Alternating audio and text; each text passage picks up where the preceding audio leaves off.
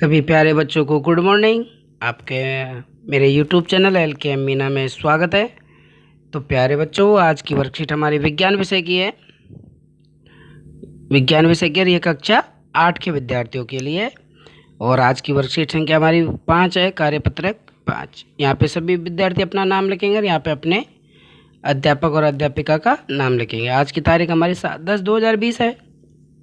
तो प्यारे बच्चों, आज की वर्कशीट का हमारा टॉपिक है सूक्ष्म जीव का हानिकारक प्रभाव। अब हमने पिछली वर्कशीट में पढ़ा कि सूक्ष्म जीव क्या क्या क्या है। और तो वैसे वर्कशीट को हमें पढ़ना शुरू करें। तो सभी बच्चे पहले ध्यान से सुन ले। इस वर्कशीट को कम से कम हमें 2 बार पढ़ना है, क्योंकि तभी जाके हमें अच्छे से क्वेश्चन हल कर पाएंगे। और इस वर्कशीट के माध्यम से ही हमें क्वेश्चनों को हल करके सीखना है। बेटा, आपको कोई कहाँ तक बताए, क्योंकि हमें क्वेश्चन आंसर छांटना आना चाहिए। जैसे हमने किसी भी लेसन को पढ़ लिया है तो हमें क्वेश्चन आंसर छांटना आना चाहिए, क्योंकि अगर कोई चीज़ हमने पढ़ ली है तो हमें क्वेश्चन आंसर छांटने में कोई दिक्कत नहीं है।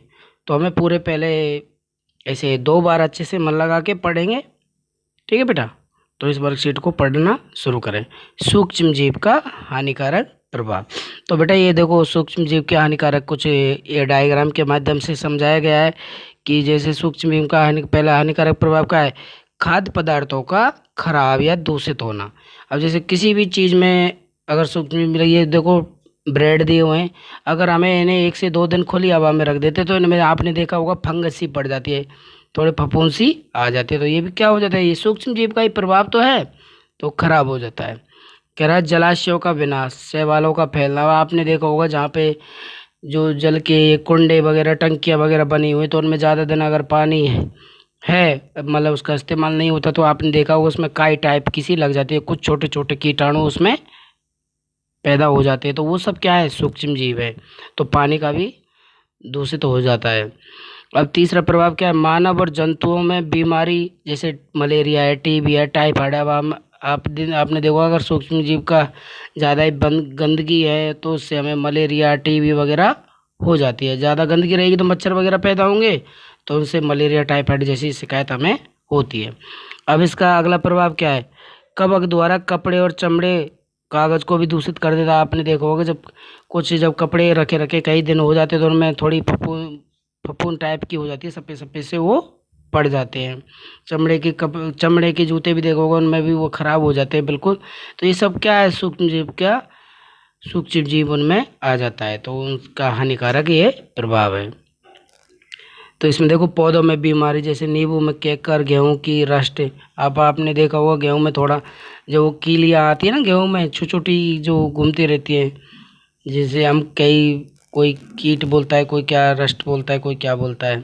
आपने देखा होगा नींबू अगर ज़्यादा दिन तक रखा हो तो पीला पीला होके और बिल्कुल बदबूदार हो जाता है, तो उसमें कैंकर रोग लग जाता है, दाग धब्बे से हो जाते हैं ना बेटा। तो आप सभी ने ये चीज़ें देखी होगी। तो इसके क्या क्या हानिकारक प्रभाव है ये हमने देख लिया अच्छे से। तो इसमें 5 हानिकारक प्रभाव दिए हैं भाई, खाद्य पदार्थों का दूषित होना, मानव जंतुओं में बीमारी फैलना, कपड़ों में भी और कागज़ को भी दूषित कर देता है, ये जलाशयों को भी विनाश कर देता है, और पौधों में भी ये बीमारी फैला देता है। ठीक है बेटा, तो अब तक हमने सूक्ष्म जीव और उनके औषधीय अनुप्रयोगों के बारे में जाना कि अब तक हमने सूक्ष्म जीव के भाई क्या क्या उपयोग हैं, क्या क्या उनको औषधि और अन्य उपयोगों के बारे में जाना। इनके अलावा कुछ सूक्ष्म जीव ऐसे भी हैं जो हमारे लिए बहुत ही हानिकारक होते हैं, जैसा कि ऊपर दर्शाया गया है। अब आपने देख लिया कि भाई कुछ तो फायदेमंद होते हैं और कुछ बहुत ही नुकसानदायक भी होते हैं। कुछ सूक्ष्म जीव मनुष्य, जंतु और पौधों में संचरणीय रोग उत्पन्न करते हैं। कि कुछ सूक्ष्म जीव तो ऐसे भी हैं कि जो मनुष्य हो, जंतु हो, पौधों में भी क्या है, बीमारी पैदा कर देते हैं। इसके अलावा कुछ सूक्ष्म अनेक प्रकार से हानि पहुंचाते हैं, जैसे खाद्य पदार्थों को खराब करना, शैवालों के पृष्ठन मतलब फैलना, जलाशयों में जीवों का मरना, कपड़े, कागज, चमड़े की वस्तुओं को दूषित करना, और रोग उत्पन्न करने वाले सूक्ष्म जीव क्या कहलाते हैं, रोगाणु। ये हमें अंडरलाइन कर लेनी। रोग उत्पन्न करने वाले सूक्ष्म जीव क्या कहलाते हैं, रोगाणु। यह एक संक्रमित व्यक्ति से स्वस्थ व्यक्ति में रक्त, हवा, पानी, भोजन आदि रोग वाहकों के द्वारा सीधे संपर्क में आ जाते हैं। अब आपसे कोई पूछ ले कि रोगाणु किसके माध्यम से फैलते हैं, तो देखो एक स्वस्थ व्यक्ति में संक्रमित रक्त से, मतलब हम किसी का रक्त आदान प्रदान करते हैं जब बीमार होते तब, हवा के माध्यम से भी फैल सकता है, पानी के माध्यम से भी फैल सकता है, हम किसी संक्रमित व्यक्ति के साथ भोजन करते हैं तो उसके माध्यम से भी ये फैल सकता है। ठीक है बेटा। तो प्यारे बच्चों, हमें ऐसे वर्कशीट को कम से कम 2 बार पढ़ना है कि हमें सारी चीज़ अच्छे से समझ में आ जाएगी। ठीक है बेटा। अब इसमें कुछ क्वेश्चन दिए हुए हैं, इनको हमें इसी वर्कशीट के माध्यम से हमें हल करना है।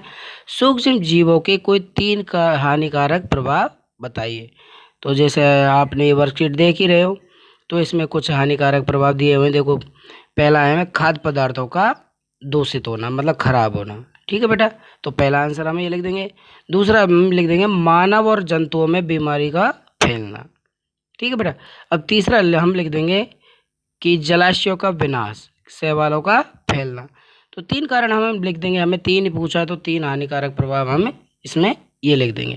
पहला खाद्य पदार्थों का दूषित होना, मानव एवं जंतुओं में बीमारी का फैलना और जलाशयों का विनाश। और दूसरा है भोजन को ढककर रखने की सलाह क्यों दी जाती है।